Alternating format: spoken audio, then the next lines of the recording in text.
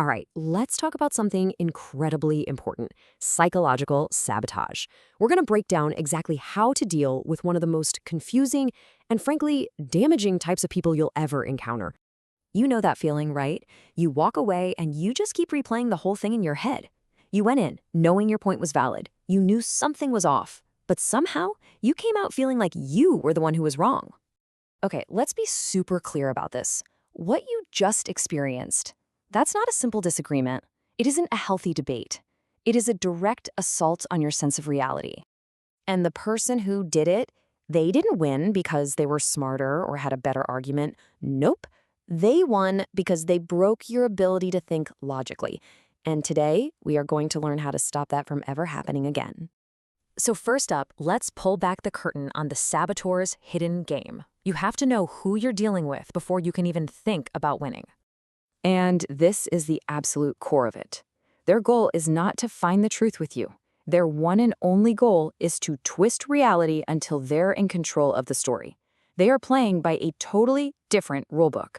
And here's what makes them so tricky. The most dangerous ones rarely look like the bad guy. They're calm. They seem polite, even helpful. But it's all an act. That politeness is a weapon, and it's designed to make you let your guard down.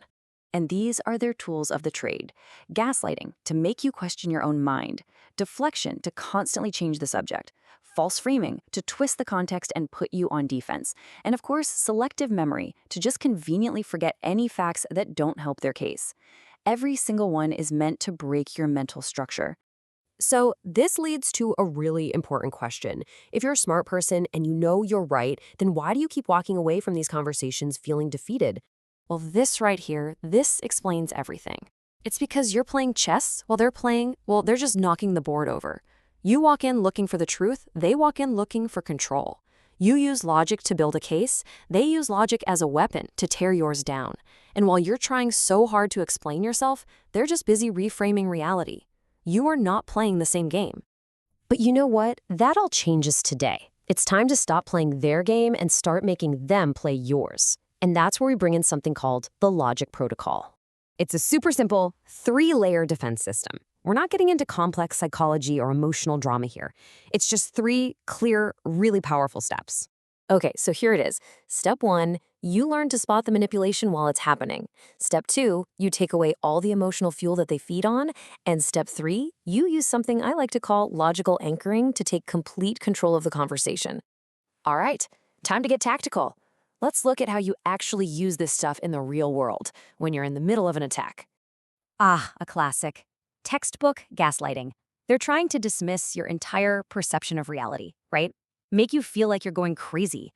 And your first instinct is to get defensive, to argue, to explain. Don't do it. Instead, you stay totally calm and you ask this one precise question. See, this forces them to either make up a very specific lie on the spot, which is actually really hard to do, or to backpedal.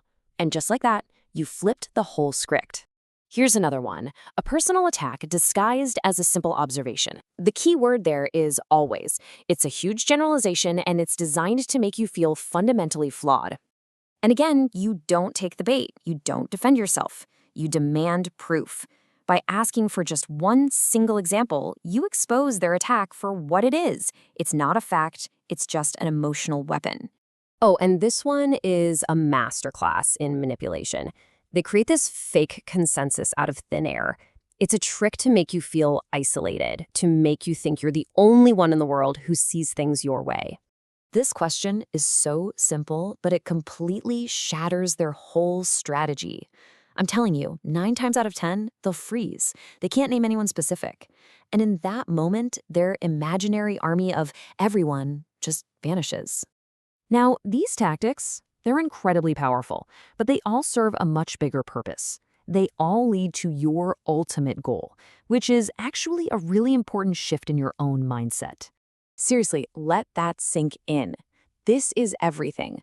The second you stop trying to convince them, the second you stop needing them to agree with you, you take back all of your power.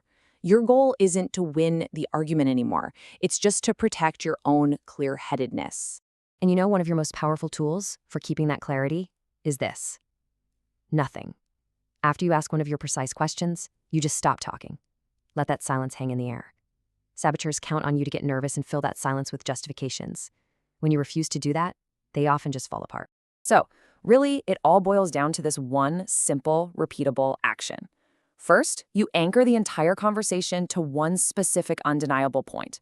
Second, you question every single attempt to confuse or distract you with absolute precision. And third, if they try to dodge, you just calmly and without any emotion repeat your anchor and your question. You see, a psychological saboteur's entire system just collapses when it's met with pure logic and structure. So the next time you feel that familiar fog of confusion starting to creep in, just remember the protocol. Anchor, question, and repeat. Because from now on, you decide what's real. You control the narrative.